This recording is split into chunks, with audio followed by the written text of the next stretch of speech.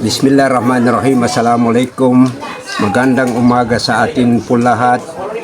Ako po si Makalangkong P. Silo bilang Provincial Chairman ng Arise Movement for Peace and Development Maguindanao del Sur.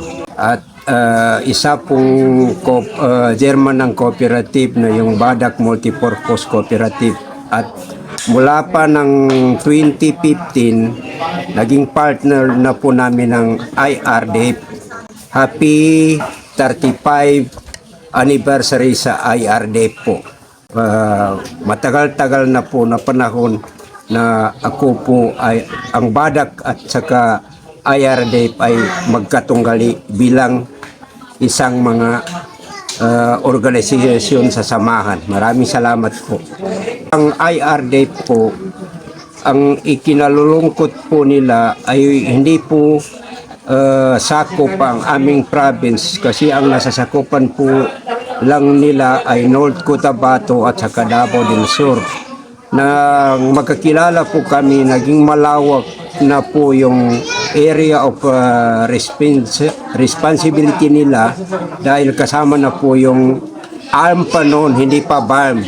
Kaya nga nagpapasalamat po kami sa mga staff ng IRDF sa Kidapawan City po. Hindi ko nabanggitin yung mga pangalan, ang importante lahat-lahat po sila. Nagpapasalamat po kami. Una-una sa lahat, ang pasalamat ko po na magandang naitulong ninyo sa amin ay nagpapasalamat po kami kasi hanggang sa ngayon marami na po ang naging produkto namin dahil po sa tulong ng IRDF.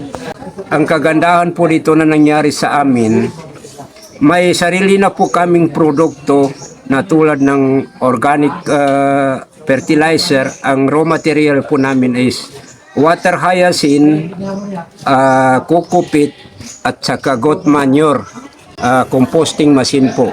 Hanggang sa ngayon, tuloy-tuloy ang paggawa namin at marami kaming natutulungan na mga members ng Arise Movement na sa iba't ibang province dahil doon po sa organic na yon kasi binibigyan po namin sila ng libre at ang Philippine Coconut Authority ang magbayad po sa amin.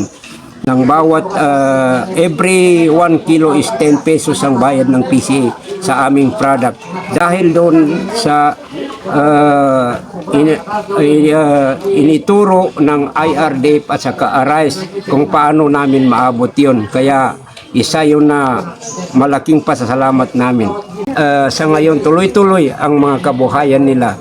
Kasi sa amin po, ang karamihan po na members niya ay dating kombatan ng MI Life.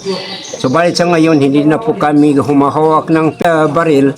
Ang hinahawakan po namin ay papel para po sa aming organization. Ito po ang kasabihan na from arm to palm na ngayon.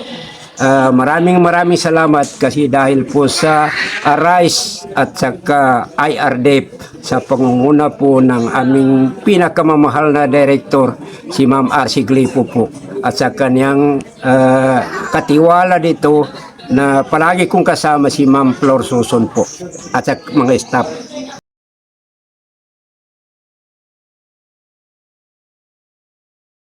Pagpupugay sa pamunuan ng IRDF. Happy 35th anniversary! Mabuhay at patuloy ang laban! Happy